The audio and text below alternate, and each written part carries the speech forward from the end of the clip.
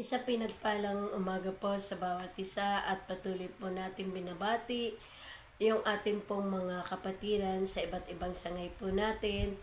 Mapagpalang umaga po. At ngayon po ay dadako tayo sa pag-aaral po ng kanyang mga salita na kung saan ay matatagpuan po natin ito sa Amos chapter 4 verse 12. Ang sabi po dito, kaya nga taga-Israel, humanda kayo sa di mapigil na paghuhukom ng inyong Diyos. Okay, tayo manalangin. Panginoon, pinupuri ka po namin, niluluwalhati. Itinataas ang iyong pong pangalan. Patuloy po na nagpapasalamat kami sa iyong kabutihan, sa iyong katapatan sa buhay ng bawat isa po sa amin, Panginoon. At patuloy nga po, Ama, na pangunahan mo kami ng iyong pong banal na Espiritu, O Diyos, sa aming pong mga pag-aaral. Itago niyo po ako sa inyong likuran at hayaan po, O Diyos, na kayo ang mahayag sa kalagitnaan ng bawat isa po sa amin. Lord, ikaw po ang patuloy na manguna sa amin, Panginoon. Salamat nga po, Ama, sa pangalan ng aming Panginoong Hesus.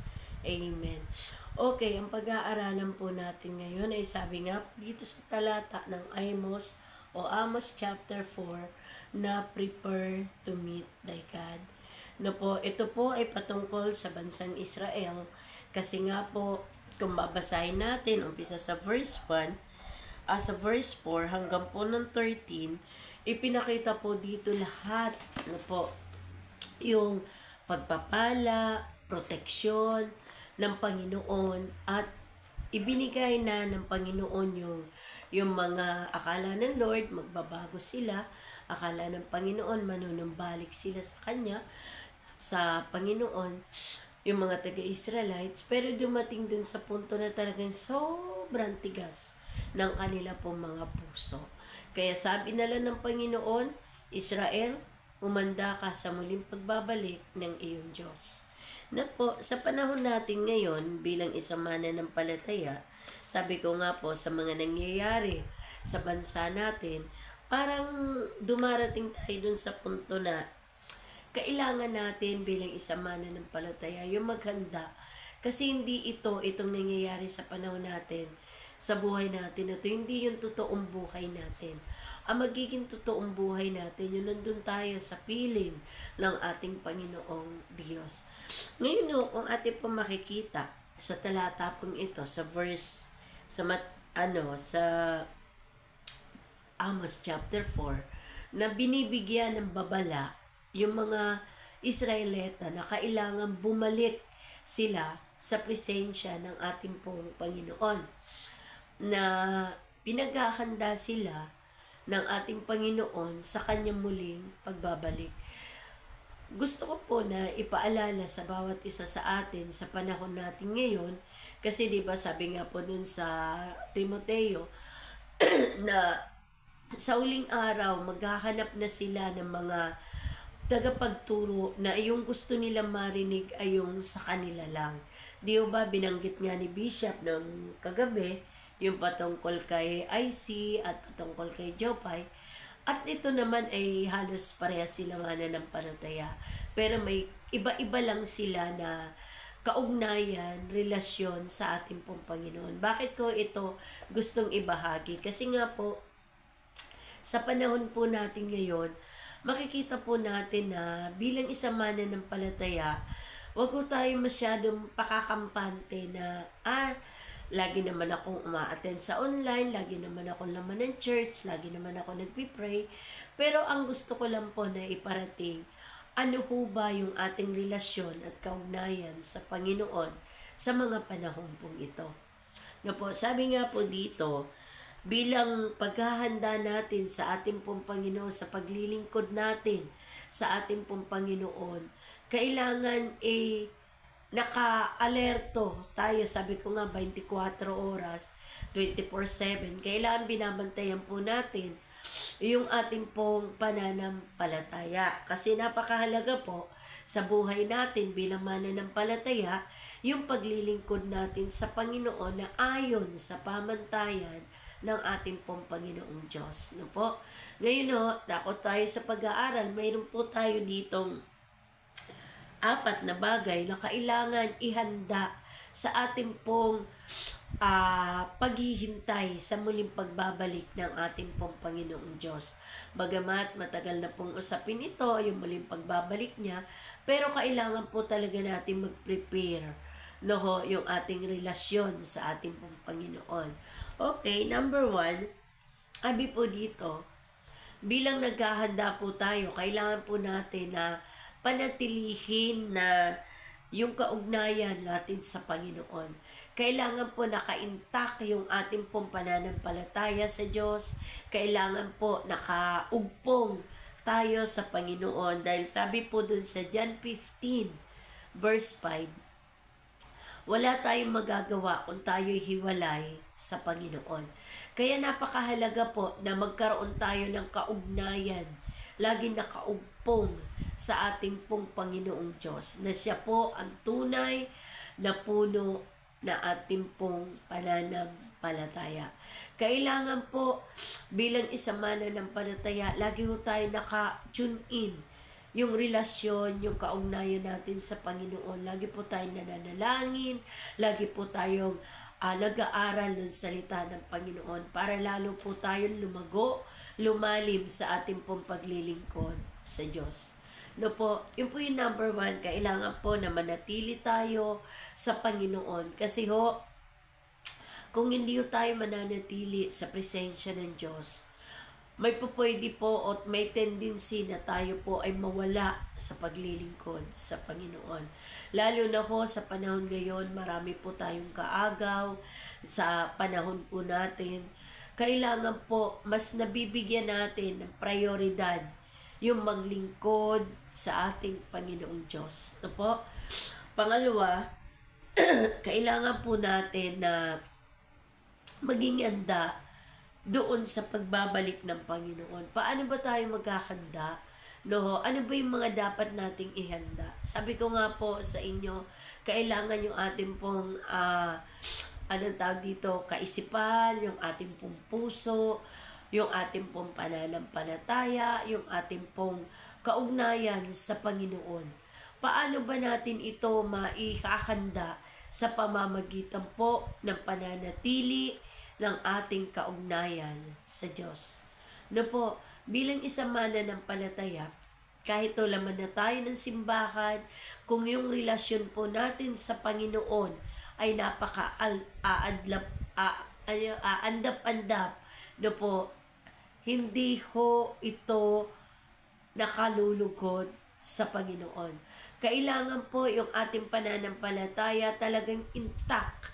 Kailangan po yung ating pananampalataya malakas sa harapan ng ating pong Panginoong Diyos.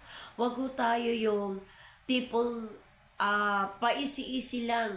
Di ba tayo nga po, di ba, sa ating, halimbawa, may birthday. Di ba pagka may birthday talagang sobrang excited mo.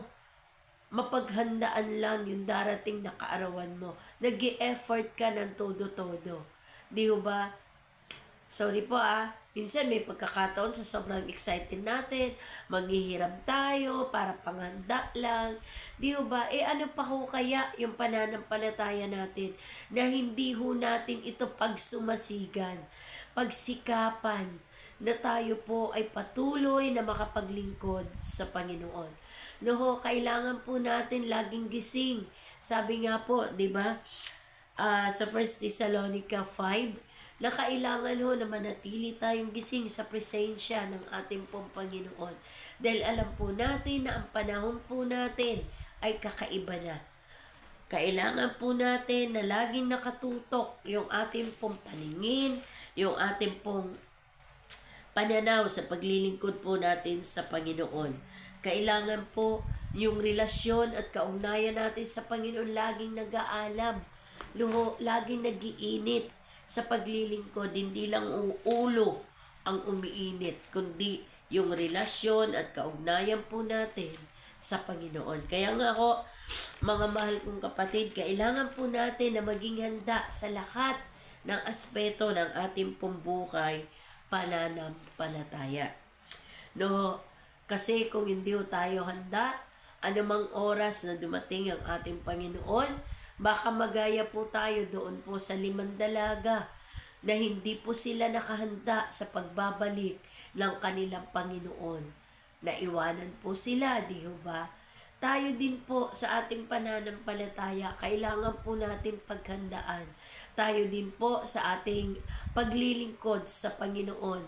Manatili po yung kasigasigan, manatili po na handa yung ating pong puso, yung ating kaisipan, at higit sa lahat, handa tayo na haharap sa muling pagbabalik ng ating Panginoon. Pangatlo, ano po yung dapat nating gawin?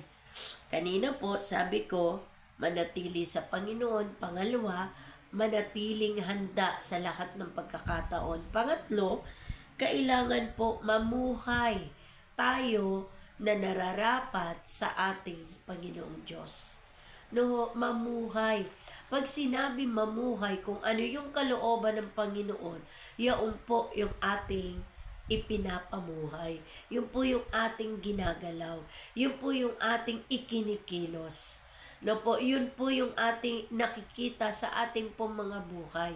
Paano ho ba tayo mamumuhay na ayon sa kalooban o nararapat sa Panginoon? Sabi po doon sa Efeso chapter 4 verse 1 and 2. Efeso chapter 4 verse 1 hanggang po ng 2. Saan ang Efeso ko? Okay. Chapter 4. Maatake po ang aking ilong. Verse 1 ito. Sabi niya, kaya't ako'y isang bilanggo dahil sa Panginoon at namamanik ako sa inyo na mamuhay kayo gaya ng nararapat sa mga tinawag ng Diyos. Paano po mamumuhay? Sabi niya sa verse 2, kayo'y maging mapagpakumbaba, mabait at matyaga, magmahalan kayo at magpaumanhinan. Pag sumakita ninyong mapanatili ang pagkakaisang mula sa Espiritu sa pamamagitan ng buklod ng kapayapaan. Di ba? Sabi dito sa verse 2, tayo daw po ay mamuhay ng nararapat upang maging mapagpakumbaba. Di ba? Tapos sabi niya, maging mabait, maging matyaga, magmahalan kayo at magpaumanhinan. Yun po yung gustong ipamuhay natin bilang isang mananampalataya na nararapat sa harapan ng Diyos. Kailangan po yung pagpapakababa, di ba? Na gustong ipakita ng Panginoon na anak, ito yung ipamuhay ninyo, ito yung makita sa inyo bilang mga anak ko. Di ba? Sa paghahanda po natin, yung ating pong puso, yung ating pong buhay, kailangan nakaintak ho sa ating Panginoong Diyos. Iginagay do tayo sa pamamagitan ng kanyang salita kung paano po tayo mamumuhay ng nararapat sa kanya pong harapan. No po, sabi nga po dun sa Efeso chapter 4 verse 1 ito, na makita po sa atin yung pamumuhay na nararapat ayon sa harapan ng ating pong Panginoong Diyos. Pangalawa, sa Efeso chapter 5 verse 8. Efeso 5:8. Sabi po dito, dati nasa kadiliman kayo, ngunit ngayon nasa liwanag sapagkat kayo'y sa Panginoon. Mamuhay kayo na gaya ng nararapat sa mga taong naliwanagan. Ibig sabihin po, hindi na ho tayo pwedeng mamuhay sa kadiliman, kundi ho sa liwanag ng ating Panginoong Diyos.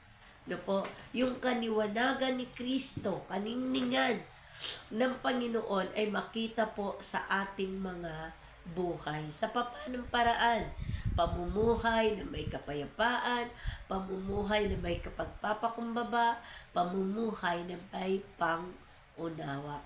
Yun po yung gustong makita ng Diyos sa ating mga buhay, na kailangan maging isa tayong magandang patotoo, buhay na patotoo doon sa mga tao na wala pa po sa ating Panginoong Diyos. Okay. Pangatlo, sabi niya po ay pang-apat, Pang-apat, sabi niya pong ganito, maghintay po tayo sa Panginoon o sa muling pagbabalik ng Panginoon na may pag-asa at kagalakan. Mamuhay daw po tayo habang naghintay tayo sa Panginoon, yung kanyang muling pagbabalik. Mamuhay po tayo na mayroong pag-asa at kagalakan sa Panginoon. Di ba napakasarap po na maranasan na sa pagbabalik ng Panginoon, sasabihin sa iyo ng Lord, good in a faithful servant. Pag sinabing good in faithful servant, di ho ba parang asarap sa puso na marinig yung ganon, na galing mismo sa Panginoong Diyos. Kaya nga ho mga mahal kong kapatid, kailangan po sa ating pananampalataya sa Panginoon, kailangan ho na nandoon yung igting ng ating pong pag-ibig sa Panginoon. Yung habang hinihintay po natin siya, kasama po yung excitement, kasama po yung kagalakan, kasama po yung ano kaya ang mangyayari sa muling pagbabalik ng Panginoon. Alam niyo po mga mahal kong kapatid, ang dami ng mga sign of the end times. Di ba? Na nakikita na po natin pahirap na po ang mundo. Palayo na po ang mga tao sa Diyos. Sa politika na lang po natin, ang gulo-gulo na di ba? Bakit pa tayo makikisawsaw? Alam po tayo sa ating gobyerno sa pamamagitan po ng panalangin. Kaya nga mga mahal kong kapatid, sabi ng Lord, may hintayin natin ang Panginoon na mayroong pag-asa at kagalakan. Ano po yung kagalakan sa ating puso na balang araw, pagbabalik ng Panginoon, kasama niya po tayo nahaharap. Sabi nga po noon sa Psalms 37, awit 37:7. Tinan ko lang po akong tama ako dito sa awit 37:7.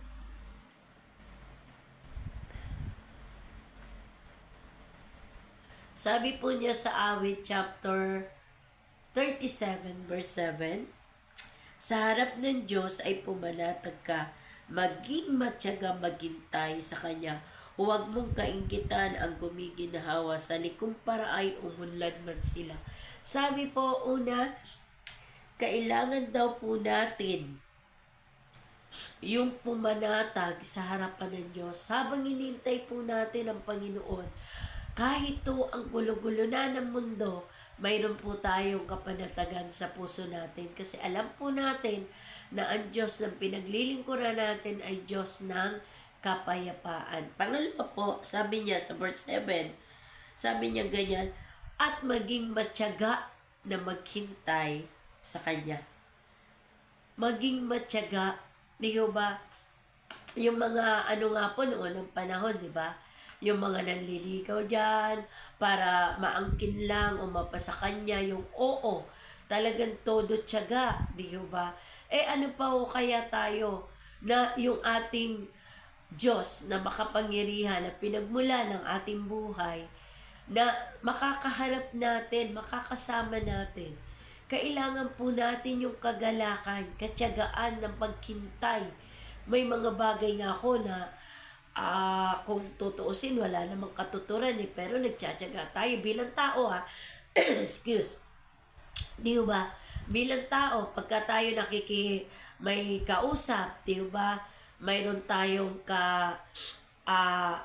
ka-meet up, di ba? Na, halimbawa, friend natin, magkikita kayo sa ganito, kahit ang tagal-tagal, di ba? Nagtsatsaga ka maghintay. Ano pa ho kaya yung Diyos na darating na pinagmulan ng inyong buhay, ng ating buhay, na hindi natin mahintay na mayroong kagalakan. Di ba? Naalala ko po tuloy noon, bali, kami nila Atinari. May pupuntahan ho kami. Ngayon may kausap kami ni Atinari na sabi namin, tayo na lang natin, ganyan-ganyan. Tapos ang ginawa po namin ni Ate Manari, kasi nga nainip na kami, ang tagal-tagal po kasi di pa dumarating. Ang ginawa namin ni Ate Nari, nauna na ho kami. Tapos Yung pagkaalis namin, siya naman dating nung tao na hinihintay po namin. Papunta ho kami nun ng gawain kami nila Sister Jo, Sister Annie, tapos ako, si Ate Nari. Papunta ho kami nun ng Antipolo. Asantalo po sa amin sila Sister Jo kasi iniwanan nga po namin sila. Hindi man lang kami nakapaghintay.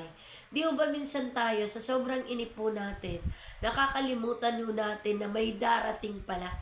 No, may darating. Wag lang ho yung iindyanin ka talaga. Ang Diyos po natin, hindi ho yan mag-iindyan sa iyo.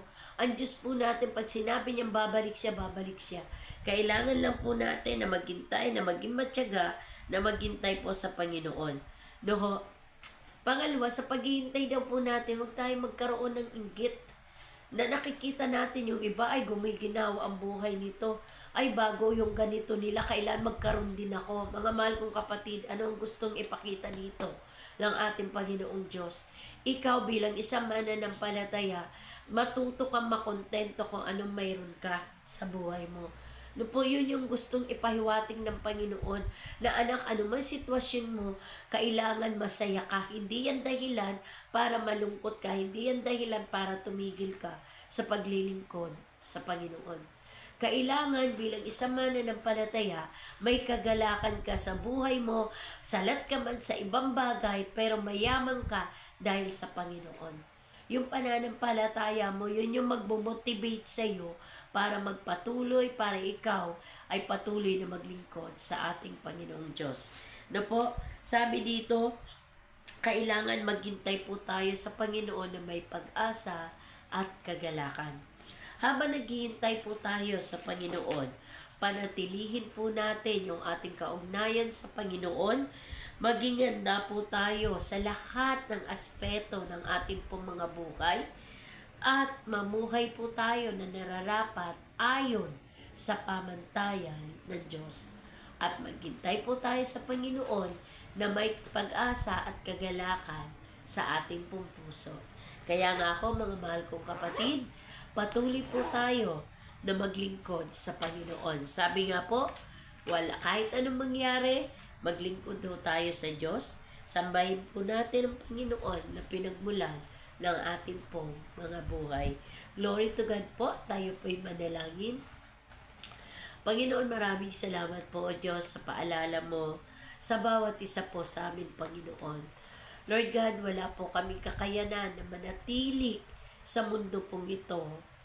Hindi namin kaya mapagtagumpayan ang mundong ito, O Diyos, kung wala ka po sa buhay ng bawat isa sa amin.